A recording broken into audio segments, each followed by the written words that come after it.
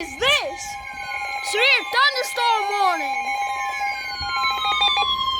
The National Weather Service in Des Moines has issued a severe thunderstorm warning for northeastern Greene County in west central Iowa. Wait. Southeastern Webster County in central Iowa. Northwestern Boone County in central Iowa. Southwestern Wait. central Iowa until 1:15 p.m. At 12:20 p.m., a severe thunderstorm was located 7 miles southeast of Gowrie, or 18 miles northeast of Jefferson, moving southeast at 30 miles per hour. Some thunderstorms expected hazard with heavy rainfall, 60 miles per hour, high in the lower 80s, size hail. Southeast winds 10 to 15 miles an hour. Chance of thunderstorms 50%. Hail damage tonight. Thunderstorms until midnight. Then showers and numerous thunderstorms after midnight.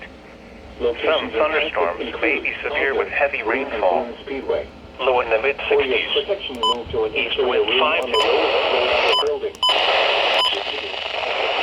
wind 5 to 10 miles an hour. Precipitation 70%. Greene, Hamilton, and Webster.